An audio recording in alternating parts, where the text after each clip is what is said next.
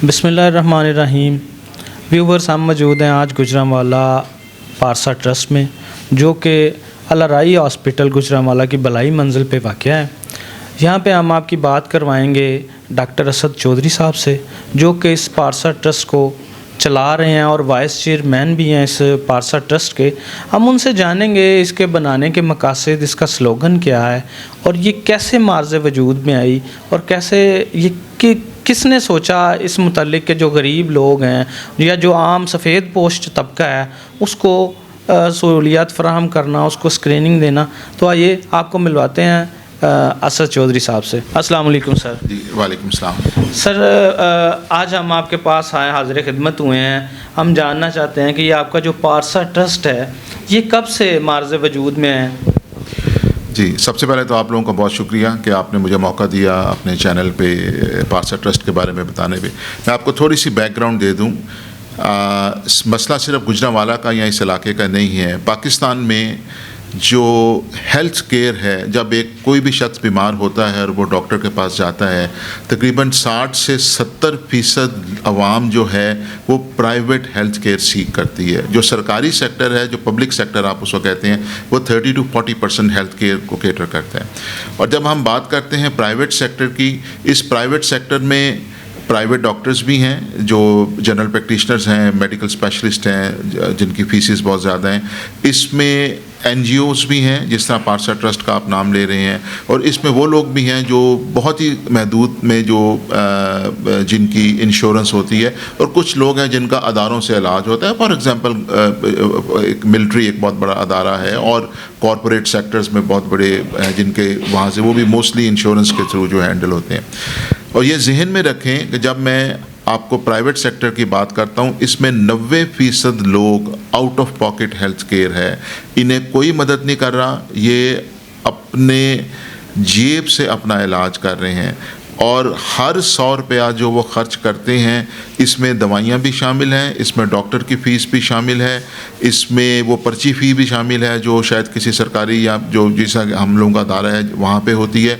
इसमें उसकी ट्रांसपोर्ट भी शामिल है, वो किसी को टिप भी देता है। तो ये बेतहाशा अखराजात हैं, और लेबॉर्ट्री का ख़र्चे, ऑफ कोर्स किसी के एक्सरे होने हैं, किसी के टेस्ट, ये सारे शामिल हैं। तो जब हम इस सारी चीज़ को देखते हैं तो आप अंदाज़ा कर सकते हैं कि इस वक्त जो ज़मीनी हक़ाइक़ हैं, महंगाई कहाँ पे जा रही है। एक डॉक्टर की फ़ीस, एक डॉक्टर उसका जो दवाई लिख के देता है, और जो टेस्ट इन्वॉल्व होते हैं, और उसमें कितने अखराजात इन्वॉल्व हैं। अगर मैं अब मैं पारसा ट्रस्ट की तरफ आता हूँ, हम लोग हेपेटाइटिस से पाकिस्तान के ऊपर काम कर रहे हैं, और हमारा जो विज़न है वो बहुत बड़ा है। और हम ये चाहते हैं कि हर वो शख्स जो हेपेटाइटिस के मूजी मर्ज़ में मुब्तला है, ख़ुसूसी हेपेटाइटिस B और C, जिसको आम पब्लिक काला यरकान भी कहती है, उसका इस वजह से वो इलाज से महरूम ना हो कि उसकी जेब में पैसे नहीं हैं।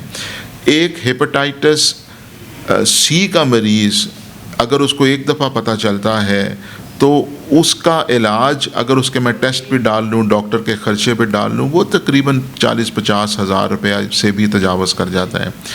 और इस महंगाई के दौर में जहाँ पे बिजली के बिल, गैस के बिल, दूसरी महंगाई जो खाने पीने के आइटम है, आप अंदाज़ा कर सकते हैं, जबकि लोगों का ज़रिया मुआश में उस तरह से इजाफ़ा नहीं हो रहा, तो चीज़ें कहाँ पे हैं।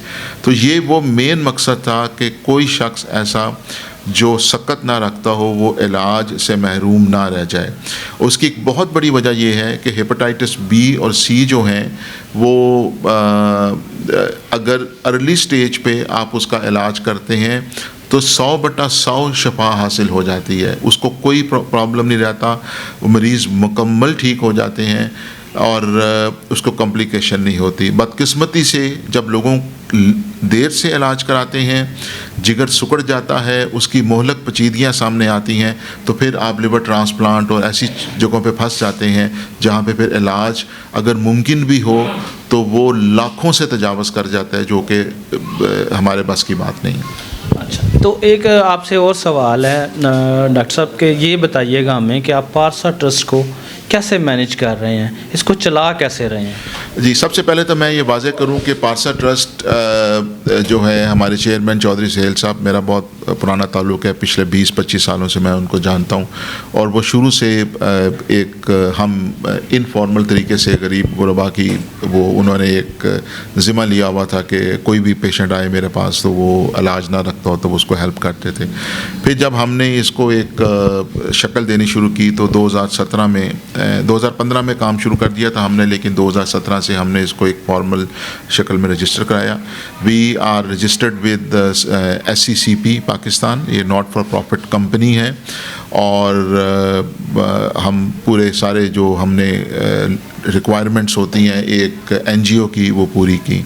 और इसमें मकसद ये था कि हम लोग एक स्ट्रक्चर्ड तरीके से लोगों को हम हेल्प आउट कर सकें उनके इलाज पे। और मैं आपको यहाँ पे ये भी वाज़ेह कर सकूँ, जब मैं बात करता हूँ कि हेपेटाइटिस से पाक पाकिस्तान, इसका मतलब ये नहीं कि हमने सारों को पकड़ के इलाज करना है। हमने वो अवेयरनेस क्रिएट करनी है कि ये बीमारी जो है मुल्क में ना फैले। इसी तरह हम कैपेसिटी बिल्डिंग में बहुत ज़्यादा काम कर रहे हैं, जहाँ पे हम लोगों को उनके घरों तक इलाज पहुँचाने की कोशिश कर रहे हैं। हम डॉक्टर्स की ट्रेनिंग पे काम कर रहे हैं, हम नर्सिस की ट्रेनिंग पे काम कर रहे हैं। एक हमारा अमेरिका में यूनिवर्सिटी ऑफ न्यू मैक्सिको के साथ प्रोजेक्ट है एको के नाम से, जिसके ज़रिए हम ये सारी अवेयरनेस और ये सारा जो है ना, हम उसको काम को जो है हम वो कर रहे हैं। तो ये एक बहुत बड़ा विज़न है जो पारसा ट्रस्ट के साथ चल रहा है। और इंशाअल्लाह ताला हम पूरी उम्मीद रखते हैं कि इस शहर के लोगों के तावन से और नेशनली भी, मैं बज़ाते ख़ुद एक टेक्निकल एडवाइज़री ग्रुप है जो कि national hepatitis elimination control programme है, जो वज़ीर आज़म पाकिस्तान के अंडर काम करता है, उसके एडवाइज़री बोर्ड में भी शामिल हूँ। इसी तरह हम हेपेटाइटिस कंट्रोल प्रोग्राम पंजाब, जिनके हम इंतहाई मशहूर हैं, उनके साथ मिल के बहुत ज़्यादा काम कर रहे हैं ताकि हम हेपेटाइटिस के मरीज़ों का इलाज, मुआवजा और हेपेटाइटिस B की वैक्सीनेशन में उनको हेल्प आउट कर सकें। देखें, जहाँ तक तो अवेयरनेस का ताल्लुक़ है, कुछ तो जो हमारे पास लोग आते हैं हम उनको बड़ा तरीके से एक्सप्लेन करते हैं और उनसे कहते हैं कि वो घरों में जाएं और अपने मोहल्ले में और इर्द गिर्द के लोगों में, फैमिली में करें। इसके साथ सोशल मीडिया कैंपेन्स हैं जो हम करते हैं।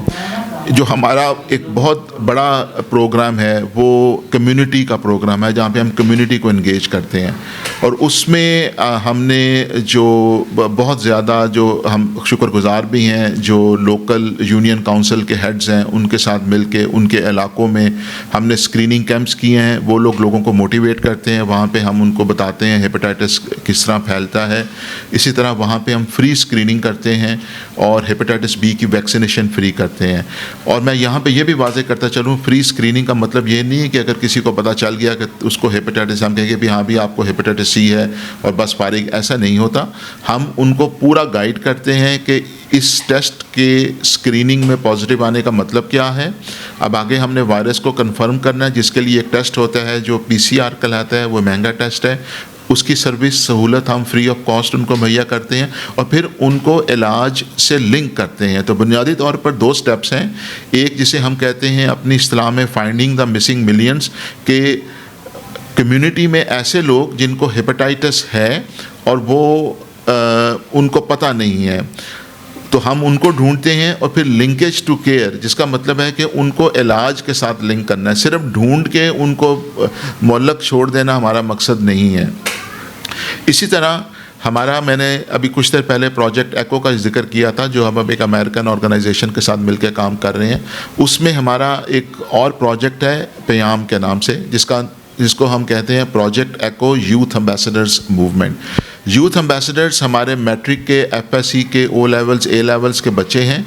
इनको हम हेपेटाइटिस के बारे में बताते हैं, आगाही देते हैं और ये फिर स्कूल में जाते हैं और यूजुअली गवर्नमेंट स्कूलों में, गांव में, छोटे कस्बों में जाते हैं। वहाँ पे ये उनको हेपेटाइटिस के बारे में आगाही देते हैं।